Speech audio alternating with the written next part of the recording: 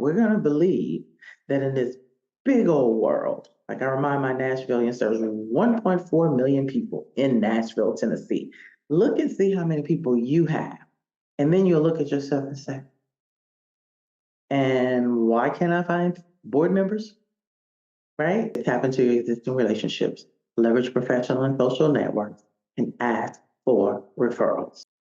Hey, nonprofit leaders, it's that Awareness Sunday. I'm just going to get right into it. Let me tell you a little bit about what happened. Last weekend, I was going to go live within the group, right? The official All Things Nonprofit group, and going to talk about 3 strategies for finding board members. But what had happened was, as they say, Facebook has done this weird thing where now you can't use streaming software in just to Zoom directly in or talk. I said Zoom. Okay, so StreamYard is a software by itself. And no longer can you just go live inside of the group. Maybe that makes sense to you all, maybe it doesn't. So I was trying to read up on it at the last minute and I saw where there's a way to do it with Zoom. That didn't happen last week. So I thought I was going to be cute and try to record this and put it in the group later. I do this whole 30 minutes or less, about 20 some minutes, talking. And I'm saying it this way because I was talking to myself. Because guess who forgot to put the unmute? As a matter of fact, I'm going to check and make sure I got unmute right now. But I forgot to do it, and then I got in my way. Well, I want to use this as an example in a teaching moment. Normally, what I would do is get so frustrated, and I'm like, I quit. I'm done. Like, I'm not going to do this. And it might be months later, and then I'll pick this back up, right? But I want to let you know, this has been my life thing. Like, I won't try anything if I think I'm going to fail. But now getting closer to the 60-year mark, I'm like, you know what? I better fail forward and fail forward fast. I don't know how long I have. Just do it. Like some things, just go ahead and do it. Like we're going to be talking about the ways to get board members. And if you started the nonprofit, in order to get the grant funding, a lot of times you don't have the board members. But the board members are the operations of the organization. It is legally required. Like you don't own the nonprofit. And so because you don't own it, that's just the thing. Like you have to have the board members, right? So I'm not going to give deep into what's required for starting a board. Today, it's about the 3 strategies for finding board members. This is no matter who you are, especially if you're over 30 years old. It should not be this challenging, but for any, because a lot of the young people have proven that sometimes we're just in our way. We older people, we're just in our way, and we have all these experiences that we're just scared to push forward, or we think nobody's around, or nobody wants to support us, or nobody's doing anything. All those things that we tell ourselves, right? Just because sometimes it's one person who wasn't for you, but we haven't looked at all the other things that we've done and the people that have said thank you, but we focus on that one. So we're not going to do that. We're going to believe that in this big old world, like I remind my Nashvilleians, there's 1.4 million people in Nashville, Tennessee. Look and see how many people you have. And then you'll look at yourself and say, and why can't I find board members? Right? Technically, I advise 5. You can do it legally in most states with 3, but 5, I will say, president, vice president, secretary, treasurer need to have offices. And then you can have board of directors of how many you want. But we always talk about having that odd number so you never get gridlocked, okay? So today is about the 3 strategies for finding board members. And I believe in using low-hanging fruit, or what I call keep it simple. Think about who you know, right? And sometimes you have to, just like you want people to think of you differently as a leader. Maybe you were one way as a child, or you were a child, right? So that made you one way. Then you became an adult. So people that knew you as a child can't really visualize you as this leader. Sometimes you have to prove some things. Well, the same thing with people who are really, really close to you. So if you start to look like a leader, do those things that can be seen. And that's what I'm going to get to. I'm going to get right into the 1, 2, and 3.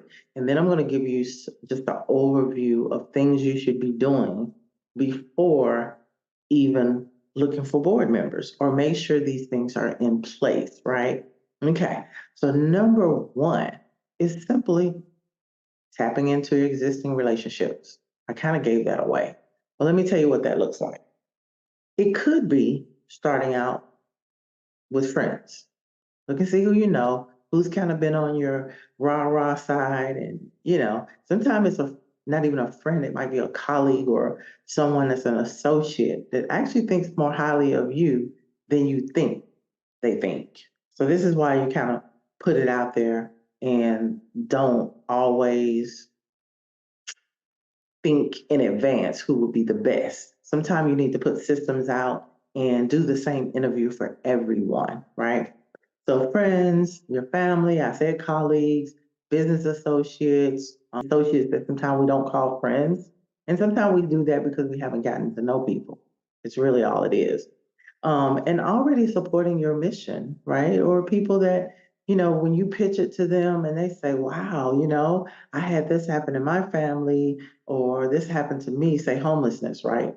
Or unhoused. Well, I've experienced that in my life. Okay, that might be a good person. And then you might want to make sure you have some professional. Now, I will advise someone like your accountants, certain professionals or attorney, you may want to leave them for being able to contract them, not necessarily sitting on your board. I'll say that a lot of times you're going to need some outside professionalism, some audits, things like that. And that needs to be done from outside of your organization, not someone who's internal. It's not just enough to have integrity, but also being ethical.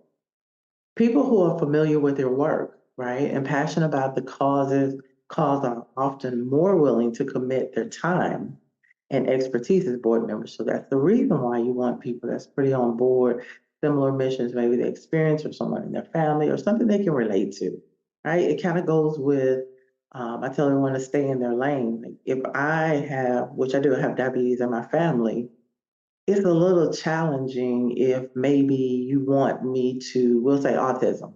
You have something, an organization whose primary mission or the people you target or taking care of are people who are autistic or supporting the families who caregive or caregivers. That's going to be different. Like I don't recall anybody in my family with autism. Now we know people are getting diagnosed. Maybe I know some people on the spectrum, maybe even myself now that I'm learning more and more, but it's functioning, so it's not enough.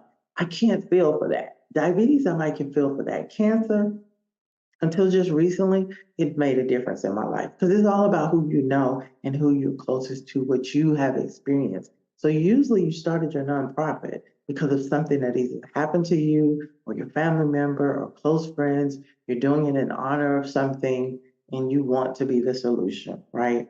So that's really important that you don't get upset when someone does not vibe or does not relate to what you're saying and don't really want to be a part of that, because sometimes those are money people. They still might give a little money, but they can't give the support like a board member could. So I said that you definitely want to make sure that they're familiar. That's the people you can start with, as well as just kind of people in your sphere of influence, mention colleagues and things like that. Number two, leveraging professional and social networks. What does that mean? And I know many of you, I hear it, I hear it, I hear it. I don't want to be on social media. Where are the multiple people? How are you going to reach the people, right? Social media. Where can you market and get out there and be known without paying a dime? Social media, right? So you have different kinds of social media. Number one, and a great platform is LinkedIn. LinkedIn is your professional side. Think about every major corporation has a LinkedIn profile. In that LinkedIn profile, anybody that worked there, CEOs, COOs, customer service, whoever, a lot of times they're tagged with when you start those profiles, you're saying where you worked. If you're a founder of an organization, if you own a business, you're going to see everything right there, right? You don't have to go to Reference USA all the time. That's what we used to do. If you don't know what that is, you can Google it. But I'm saying that right now you have LinkedIn there. So if you have a presence there, it makes you look. I say make it look because not everybody is professional that's on LinkedIn. But it doesn't matter. If that's where professionals go, you need to have a professional presence. One, as yourself, and then two, as your organization. That's two different pages. If you don't know what I'm talking about, you really, really, really need to learn more about LinkedIn. You're missing out. And there's actually I'm gonna get into that in just a minute. I'm always ahead of myself, so that's why I have to write these things down and make sure I go with the program because I'll go off on that tangent. Facebook, it doesn't matter whether you want to or not. So now you're a leader. Now you're a founder of a nonprofit, or you're wanting to be a founder of a nonprofit, but you want to really step up. In order to do that, you must understand again, I said Facebook, we say Facebook friends. If you have even 2,000 Facebook friends, right? We know Facebook friends are not always close friends, but usually there's someone who's connected to someone, whether you have gone to high school, sometimes elementary school, college, workplaces, that connects you as Facebook friends. Now, you may know these people in one way, but you don't know where they work. You don't know who their parents are sometimes, who their uncle, aunt, children that are adults. You have no idea a lot of times. So you want to think of them as I'm going to let them know what I'm doing. Don't worry about the one person. Quit. If you got 2,000 people, I could care less about two comments on my page. And yes, I had to work on that too and push forward. Right? There's things you can do to actually hide the comments. But if you leave them there, other people will start fighting for you. Okay, that's another tip I just gave you. But push forward. You want to have a page for your organization and a page for your personal, and you want to let them know you're looking for board members and talk about it, right? Why and what kind of person you're looking for, and then set up some systems. I'm not getting into that. That's another time of how to, we call it interviewing and onboarding. And I'm a believer in systems, and you need to do the same thing for everybody, even if you know them. Case in point, there's a big point about that. Alumni associations. Many of you are part of fraternities, sororities, all kinds of associations, even PTL, I said PTL, oh my goodness. Grew up around faith-based organizations. Okay, what is it called? PTA. And you can tell I don't have any little ones. And PT, what is the other one? PTSA. PTA, PTSA. Yeah, found out when I came back to Nashville, there's two different things. So one is more parents driven, and then the other one is kind of like the school driven. The PTA is what we've always said, even though it says parent teacher, right? So what I'm saying is let them know as well that what you're trying to do and what you need. Any community circles, that could be church, that could be well, I'm hella lost because I want to say knitting circles. Most people don't knit, but you get what I'm saying, right? Maybe the girls that go out, that maybe you have a book club, maybe, I don't know, whatever your circles are, those are the circles you need to start with. Because sometimes, just because, especially if you're younger, you go out and you party with people, on Monday, some people actually go to a corporate job, believe it or not. So again, you can't see people all the time in one way that you have met them. Unless it's something unethical that you've seen, unless you looked at their, and I want to say, always look at people's social media, Google them even, and make sure just because you think they're professional, then you'll find a lot of things sometimes, including criminal background records. And I'm not saying they can't be on the board, but we'll get into that too. There's reasons why you wouldn't want certain types of criminal backgrounds to be on your board. And maybe you have it as well. So we'll talk about all that and how to get around that because there's some organizations where that's a benefit, but you still might not want to be on the board. Okay. Because it's about money. It's about, remember, they're the operating, they're the governing body, not the operations, but the governing. So that means that anything that goes wrong in that nonprofit, it goes all the way up to responsibilities of board members. That's why it's important, and that's why everybody will not say yes to you. And if you know someone is part of a lot of board members or several, don't stop, you guys. Don't ask them to be on your board. That's too much because you really need a focus attention. Very busy in their professional, like a physician who's very active. That might not be who you want on the initial board. They're not going to give you the time or have the time to give you, and then you'll just be upset. And I said, targeting individuals with skills and values that align with your nonprofit needs, right? Don't allow people to drive your nonprofit. And I'm not saying be a what do you call like that, like not a monarch, but someone who's just dominant and just it's my way or no way.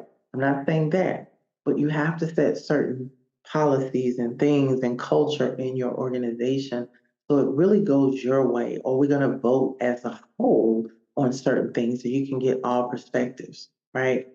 And not just one perspective of how to do something. So it's really important that they really vibe with and not coming in there telling you, you need to change this, you need to change this, you need to change that. Another tangent. It's so many things I could talk about with board members. Number three, you know what? This is the simplest. Ask for referrals, even for people that say no. Ask them, is there anyone that you know would be a good candidate for board member for my organization, for your organization? I would say mine if I'm talking, right? But for your organization, ask for referrals, even if it's someone in your immediate network. And I said, isn't, and I'm trying to read to make sure that I don't miss anything, but interested or able to serve, they likely know someone who else is. Ask for introductions. So a lot of times what I do, you don't. I'm an introvert, but I actually meet a lot of people. Everybody say I know everybody, but I know the people that I need to know for what I'm trying to do in my life. And if you're connected to me, I might help you get to someone because I know them, right? They're in my database and I'm pretty good with keeping up relationships. You don't have to talk to someone every day to really have a relationship, right? You know what that relationship is for and you use it for that reason, and it's okay. That referral, but so most people, again, if you've been in this world a certain number of time, even if you're 21, good grief, sad to say, but it's like I heard just heard a webinar where you're like a third of your life or maybe a fourth of your life already. So you still have a sphere or people that you can ask for referrals. And again, you just never know the story of people. I don't care how much money they have, and I don't care if you consider them poor. You don't know where a person comes from until you talk to them. You really don't.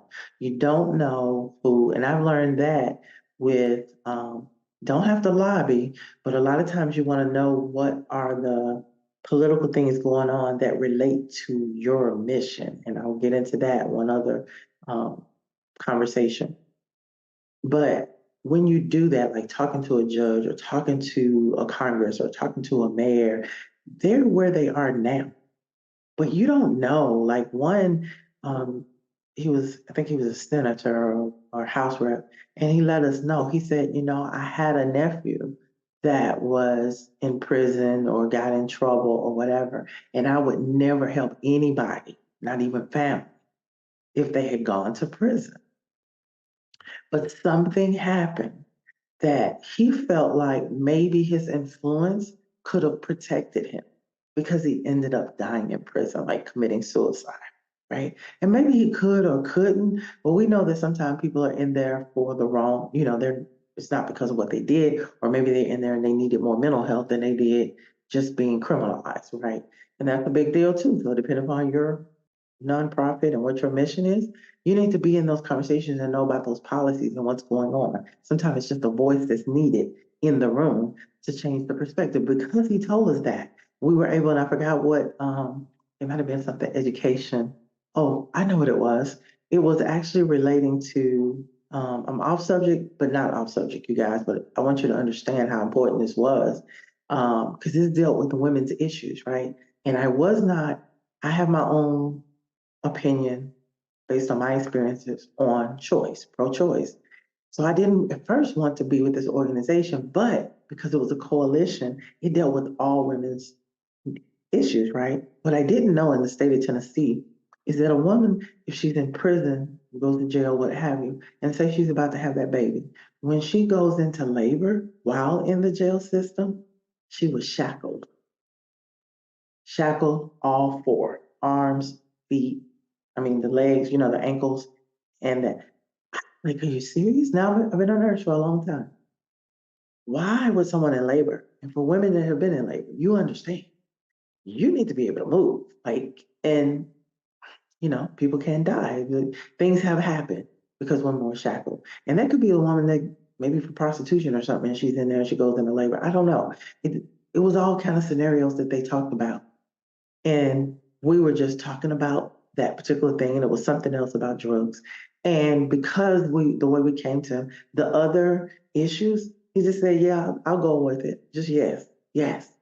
But this one right here, he changed his perspective, even though the person that I was with had been lobbying for a long time, or part of that process. I can't say lobbying, it's not lobbying, because there's lobbyists for these different things. And you guys really, if you're a nonprofit leader, should get into this. You see how I'm going on and on and on, because it makes freaking sense. Like you really can make a change with what you're doing when you're connected and know how the system goes. It's not for your person that's in need to know, it's for you to know so you can give them the optimal resources, right?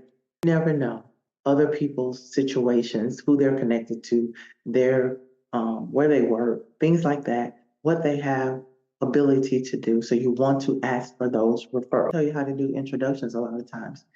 You know somebody, okay, say I know one person and that's at a bank, and they were going to introduce me to another person who has a lot of influence at a bank. So what I asked the person to do, please make the introduction. So what she did, she put it on in an email and put their name as well as my name and said, I would like for you to meet. I think you'll be a great da da da da da fit because of the agenda. Gave a little bit about his position, gave a little bit about my position and why we should connect and just see where it goes. Well, that has to date, that was probably 2 months ago. Today, now it's come to a meeting with three other people, including us. And then I had him meet another person. I did the some other type of motion. Now it's meeting with, I can just say some head people, right? Some head people of some very, very large legacy organizations. That never would have happened if I met the co-founder of a banker, but that's weird how I met that. I met her and I got out of my way and had coffee, right? It was a lunch with her. And then one thing led to another. So what I'm saying to you, one, don't think yourself small, but don't think yourself too big, and understand that even people, no matter how small they are, even persons dealing with drugs, a lot of times that's what they're dealing with, but you don't know about their family. And because they appreciate you or you all have had a relationship, they'll connect you with people in their family or people that they know of influence. Please don't think you're not surrounded, right? And then if you're like me, you believe in God, you believe in energy, you believe in things like that, wherever you are, when you need it, you're actually around it. Tap into existing relationships. Leverage professional and social networks. Yes, that includes social media. 3, ask for referrals. And that's wide open, but ask for referrals. So I want to go back and real quick. I know I said I want to be short, but I want to kind of give reasons why you should do the work first. This is so important. Like some people just kind of jumped in and started a nonprofit, and I usually will do an audit and find out that, ooh, let's stop. You don't have your board members. Let's stop. You're not registered here, or you haven't done the full part of getting your 501c3. When people ask me, how do I not rely on grants? How do I get the money? The reason that you're having trouble is this one thing. The reason that you're even having trouble sometimes with board members is this one section here. And I'm going to talk about it. Highlight your organization's impact. That might be your impact. Maybe it's just you and you've been doing some things out here. If it's unhoused, then maybe you've been calling case managers and people like that to get people housed. Or maybe if it's domestic violence, you've been making sure that you connect to the domestic violence shelters in your area and you've been helping women and families go where they need to go. If it's recidivism programs, maybe you've helped them get jobs, things like that. That does not take a 501c3, you guys. Share your story, testimonials, case studies. Case studies are things that have been proven. You took them from here, maybe unhoused, to here. They're housed, they have jobs, they're sustained. Tell your story, showcase that. You don't have to always give names. Use videos if you can. Infographics, that's a whole nother thing. If you don't know what I'm saying, that probably means you hadn't really been in business, and that's not a bad thing. But just look up the word infographics. Not as popular, but you'll see brochures sometime that have infographics. Success stories to demonstrate the real world difference your nonprofit creates. that you have created, which is your nonprofit in this perspective. Because I often say you are not the nonprofit, but in this case, you're representing the nonprofit. This attracts individuals who are passionate about your cause and maybe motivated to get involved within as board members. Because one stuff, and I do videos such as this, I will get unexpected DMs that I don't know these people. They're like, Miss Kathy, I heard what you said, and I need to get my 501c3. Miss Kathy, I heard what you said. I just got rid of my board and I need to get new board members. Or I need to really hone in on how do I get grants, but I want to get grant ready, right? Because getting the grant, that process is not the hard part. What you have done to put on that paper sometimes is the hard part, right? That's the part if you can't prove certain things, that's what makes it hard to get the grant. So very, very important that you tell the story. I don't care if it's been a month, a year, or whatever. Tell the story of some things, and you have to sell that part of the story to make people want to be a part of you, right? Be a part of the organization, be a part of what you're doing. Because at the end of the day, it's about the impact in the community. So you have to make it relate to people. If they can't relate to it, go on to the next, and the next, and the next, and the next. And one of the things I did mention, there are, even on LinkedIn, sometimes they'll come to you. There's board directories, like people that are in these directories that are available to be a part of a nonprofit. But a lot of you, sometimes they cost money to even be a part of that.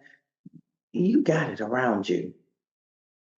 You have it around you. Your children's doctors, your doctor, your teachers, your anybody, like anybody. Sometimes you just need people to do the part, like the secretary. You need a person that's organized, a person that loves to just kind of make sure they record and they keep everybody engaged. That's just a people person sometimes. Or it's a person who's very, again, that paperwork, that conscientious of, I forget what I'm used to the DISC assessment, that high C, too, because that's really important because you might want to do a personality test for all your board members. And it's not about eliminating, but it's about knowing the personality. Tap into your existing relationships, leverage professional and social networks, and ask for referrals. Got it? I know I made it seem simple. And in and of itself, if you don't overthink it, it's just that simple. It is.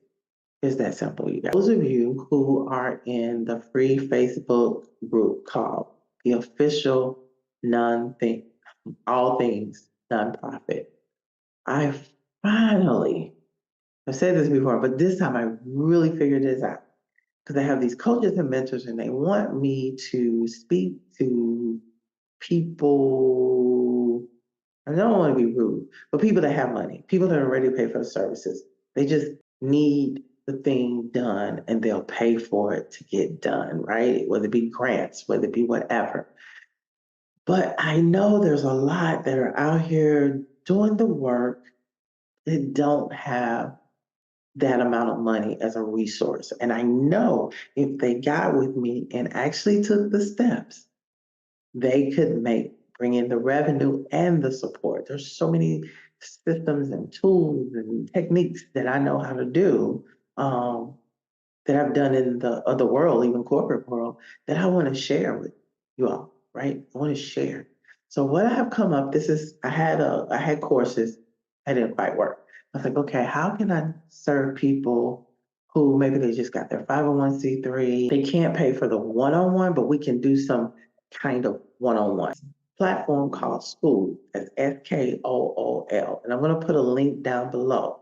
I am going to offer 20 to 30 of you that come from this group for free. After that, it's going to go up and as a price. And what I offer for that is you get these kind of conversations, but we get on a Zoom and you actually can speak to me and ask questions, right? We go in depth. That will be once a week, and I will pick subjects that I keep getting questions about, or that I know, even if somebody doesn't ask me the question in the group, I'll go over some things. That's once a week. Another day out of the week, we will do like a grant review. I will take 1 to 2 grants and literally go through online each area of the grant, what the eligibility, the mission, or whatever's required, what they're asking for. There's a way, like if you're engaged in commenting and connecting with other people, then there's what they call a leadership board, and you get points, right? So I'll take people from that higher level of points. If they send me a grant that's related to their organization, and we will review that online. That's one thing, right? So there's one price, monthly price. Right now it's free for you all, 20 to 30 people. Cap it at 30. And then after that, there's a payment. And that 20 to 30 is free for life. And I'm doing this because at the other side of that, I ain't going out here selling my services, just being transparent. I can't do this for free and not make a living. And you know what? That thing about help me write the grant, and you know what? We might write 10 grants, 50 grants, and you might not get a dollar because that's how it is.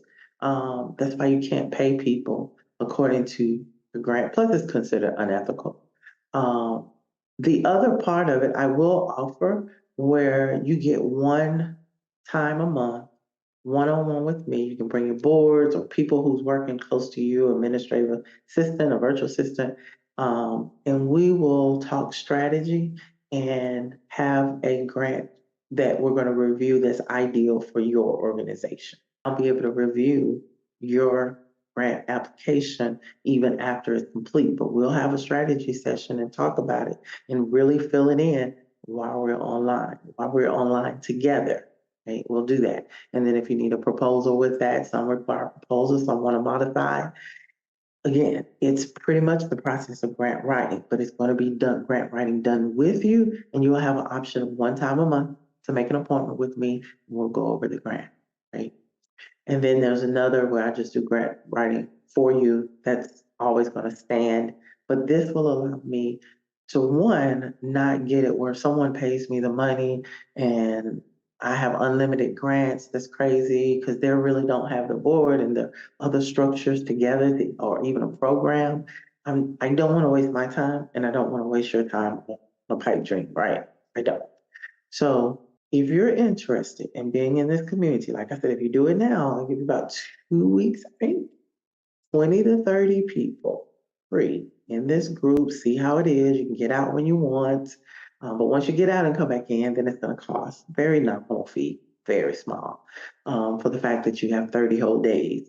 But the purpose of it is for us to talk directly to each other. And even a subject matter like this, you'll be able to have a conversation, ask questions about this, and talk about your situation. Maybe even you have questions, they go over a grant or two if it's very simple. I really love this. I've been on different platforms and I like this one because it's just more engaging and something to really build a community, right?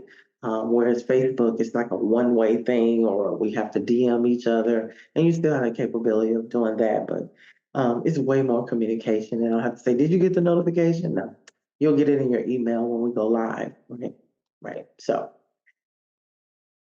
I hope I got everything for you. I look forward to you, and I hope, and I am ready for you to join my new membership because I'm excited about it. And my daughter's going to be helping me, so I'm really excited about it, right? So join me if you're ready. Now, we'll give a caveat to this.